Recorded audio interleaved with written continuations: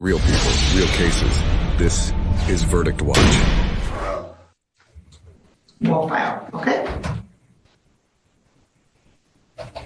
Okay, and counsel, as to the arraignment on these matters. Your Honor, we waive formal reading. My client stands mute. Court waived formal reading, enter plea of not guilty on your behalf on both of these matters. And the court will note that the 24 matter, Mr. Wolfile was to have appeared January 29th for an arraignment pretrial, and he did not do that. And so both of these matters will be scheduled for pretrial on February 12th at 10:45 a.m.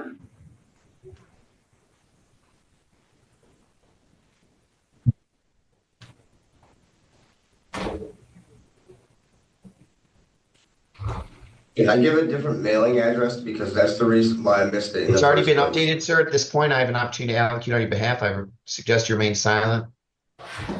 Okay, and so counsel, as to bond. Your Honor, as to bond, my client currently is working. He does independent contracting as a painter. He's got one child. He's an active parent to which he pays child support for his 3-year-old.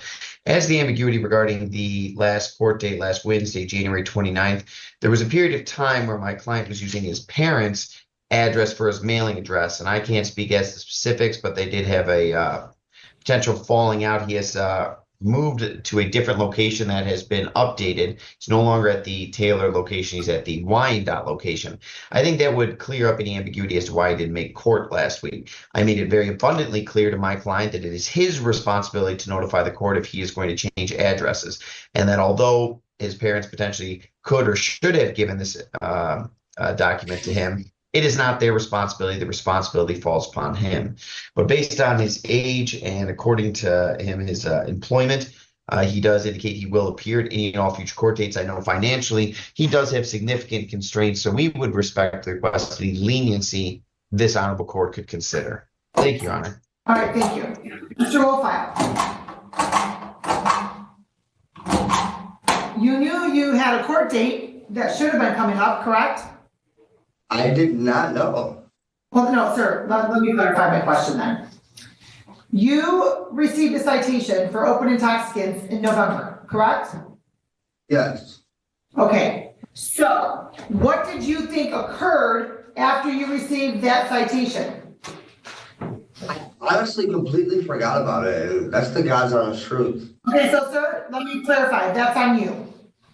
Yes, it is. That's on you. You failed to change your address with the court. You failed to change your address with the Secretary of State.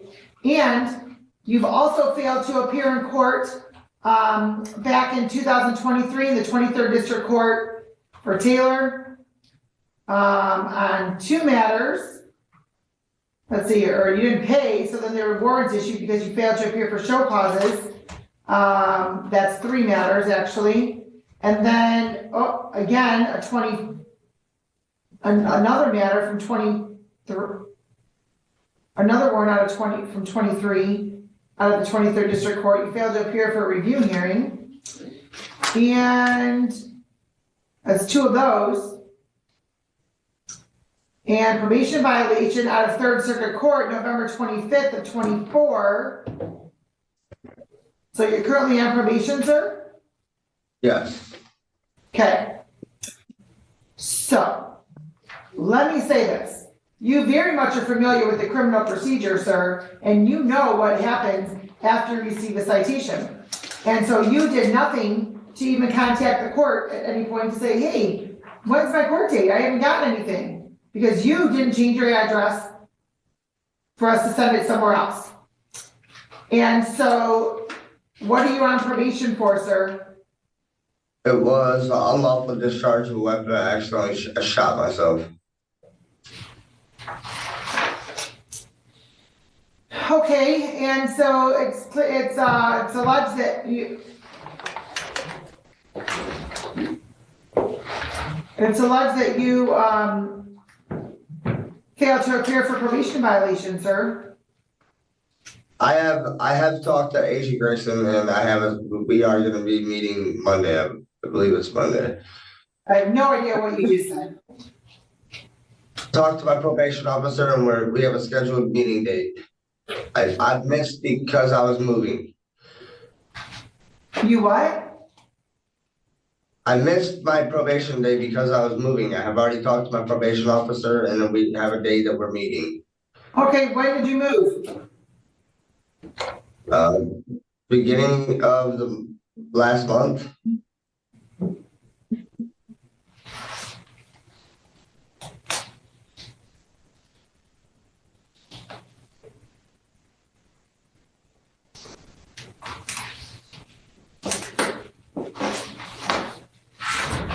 Where do you work, sir? I'm a painter. Me and my buddy just do odds and end jobs. Like, it's not for a company. Odds and ends job, so it doesn't seem as though it's very consistent. It's actually pretty consistent. Oh, okay. Okay, well, Mr.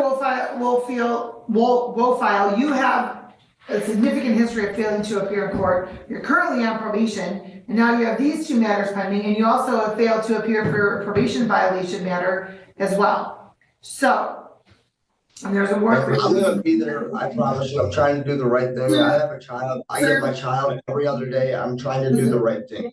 Listen, sir, your words really don't mean much right now, because your failure to appear over the last 2 years, multiple times you failed to appear at the 23rd District Court, and now you failed to appear at the 3rd Circuit Court, and you failed to appear in this matter here, and now you have yet another new matter. So the court's going to order a $5,000, 10% bond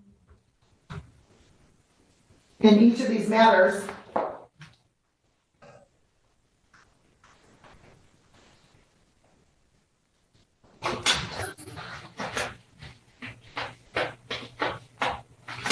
In the event bond is posted, you're not to possess or consume any alcohol or drugs that are not prescribed.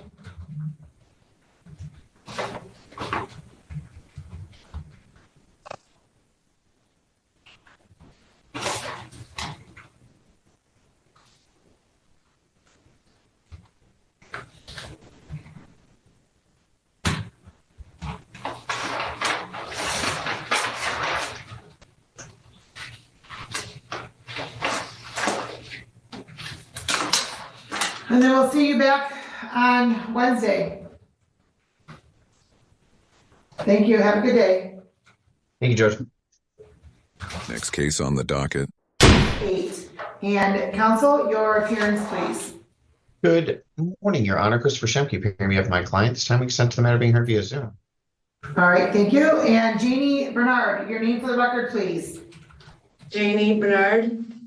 All right, and the court, counsel, today's, for the arraignment. Yes, the Your Honor's arraignment. agreement. Yes, we waive formal reading. My client stands mute. All right, the court waive the formal reading, enter plea of not guilty for purpose of the arraignment. Schedule this matter for a pretrial on February 12th at 10:45 a.m. And counsel as to bond. Your Honor, in this circumstance, I will note that my client has absolutely no prior conviction. She's 52. She lives in Southgate. She does work at Taco Bell. Judge, I think it's more indicative of a scenario in which allegations are of substance abuse, not substance dependence.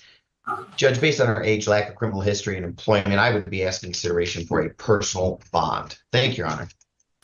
All right, thank you. And Ms. Bernard, you work at Taco Bell? Yes. Which one? In Taylor, Ecorse Road in Taylor.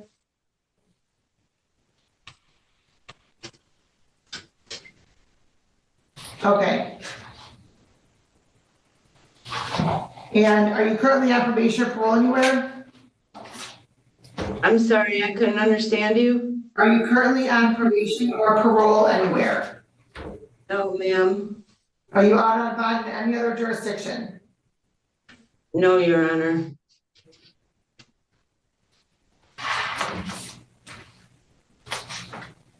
And if you were to test today, ma'am, what would be detected in your system? I'm sorry, I couldn't hear you. If you were to test today, what would be detected in your system? Alcohol? Anything else? No. All right. The court will note that Ms. Bernard does not have any criminal history. The court does have some concerns based upon the allegations of the level of intoxication. The court's going to, ma'am, do you have $250 that you can post? Yes. The court's going to order a $2,500 10% bond. You're not to possess or consume any alcohol or drugs that are not prescribed. And then we'll see you back on Wednesday, okay? Okay. Thanks for watching Verdict Watch. New court drama every day. Don't forget to subscribe and turn on the bell so you never miss a case. Leave a comment with your thoughts. We're watching too.